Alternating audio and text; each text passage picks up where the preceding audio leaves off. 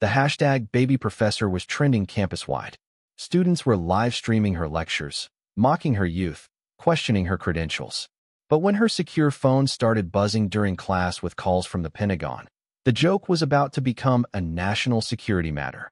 What these privileged Harvard students didn't know was that they were humiliating someone whose classified resume could end their family's political careers. The truth about Dr. Emily Parker would shatter every assumption they'd made about authority, competence, and who really deserves respect. Before we dive into this incredible story, hit that subscribe button and ring the notification bell. Trust me, you'll want to see how this unfolds. Dr. Emily Parker looked exactly wrong for Harvard. At 26, she seemed younger than many graduate students. Blonde ponytail, department store blazer, worn messenger bag among a sea of designer totes. She was teaching Government 1540, crisis diplomacy and national security to a room full of students whose parents were senators, ambassadors, and CEOs. They were used to professors with decades of experience and shelves of awards. Emily's public biography mentioned only a Georgetown PhD in security studies. It didn't list why certain government databases had her name locked under 30-year classification. From day one, the whispers started.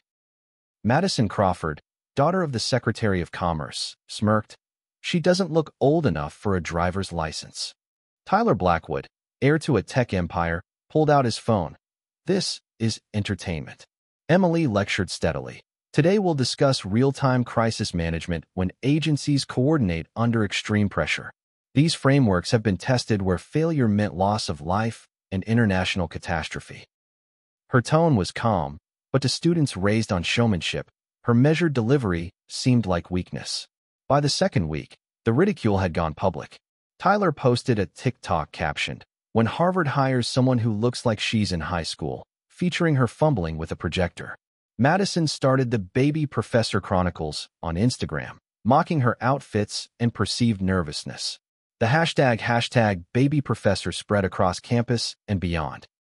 What no one knew was that Emily's real resume contained hostage negotiation briefings, diplomatic extractions from war zones, and situation room meetings that had shaped global events. Her career had advanced at a speed that made her young age an asset, not a liability. Still, the harassment escalated. Students live commented during lectures, challenged her credentials in front of the class, and mistook her silence for incompetence rather than the disciplined restraint her past required. The breaking point came during a simulation on multilateral crisis response. Madison interrupted with a smirk. "Professor Parker, have you actually been involved in real crisis management?" Phones were recording, expecting her to stumble. Emily kept her composure. "I've had practical exposure to crisis situations," she said. "These frameworks are based on field-tested case studies." Her careful diplomacy sounded evasive to them. Madison looked satisfied. Tyler's livestream gained thousands of views. The hashtag surged again. Then came the phone call. Mid-lecture on treaty obligations, Emily's secure phone, rarely seen by anyone, vibrated with an encrypted alert. She glanced at it once, twice, a third time. Then she set down her notes and said, with a firmness no one had heard before, "We'll continue this next session." She answered the call. "This is Dr. Parker." Secure line confirmed. "What's the situation?" Her tone shifted entirely. Crisp, commanding. Madison's live stream caught phrases that didn't belong in a classroom. "How many personnel involved? Timeline for extraction? I can be there in 3 hours. Clear the airspace and coordinate with local authorities." She packed her bag in seconds and left. No hesitation, no fluster, just precision. Hours later, black SUVs with government plates pulled up outside the faculty building. Federal agents moved with urgency, and the campus rumor mill exploded. Clips of her phone call went viral, but now the speculation wasn't mocking. It was stunned. Within days, pieces of the truth emerged. Dr. Emily Parker was not just a professor. She was a classified government consultant, summoned when diplomatic or security crises needed immediate, discreet coordination. Her work was so sensitive that most of her accomplishments would remain sealed for decades. When Emily returned 3 days later, the lecture hall was packed.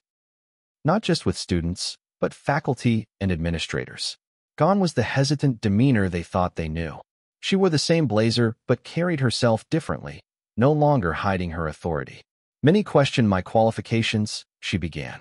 Given the limited information available, I understand why.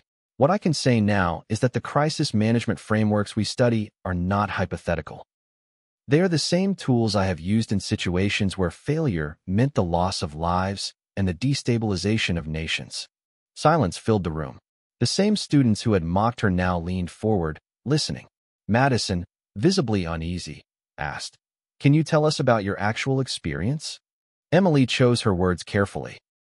"I can tell you the principles we study have been tested in high-pressure environments involving diplomatic negotiations, imminent threats, and complex coordination between agencies. The specific details remain classified, but the lessons I learned inform everything we do here." Phones were recording again, but this time, it was respect, not ridicule, going viral. The hashtag baby professor transformed from an insult into a story about misjudgment, humility, and hidden expertise.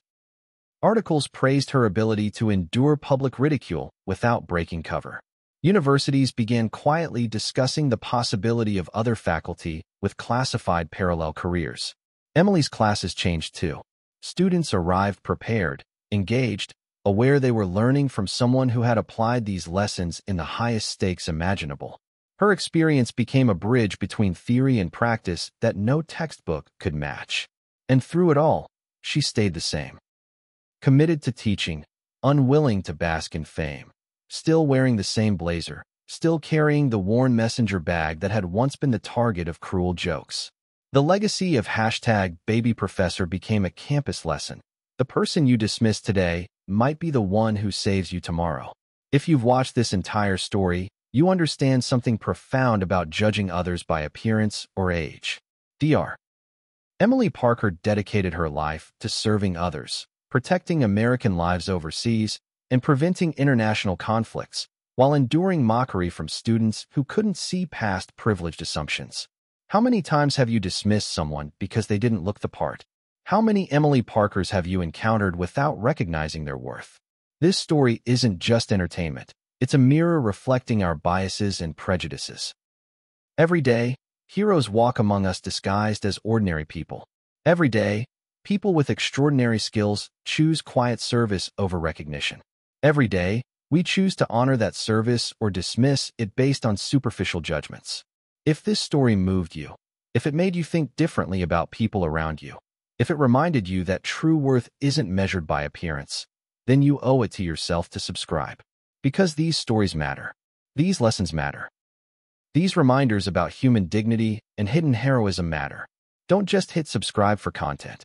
Hit subscribe as commitment to seeing people differently, to looking deeper than surface appearances, to recognizing that the person you dismiss today might be who saves your life tomorrow. Subscribe because Dr. Emily Parker and thousands like her deserve their stories told. Subscribe because every view, like, and share helps combat the culture of superficial judgment. Subscribe because in a world that judges books by covers, we need more people willing to read the actual story inside. The subscribe button is right there. Your conscience knows what to do.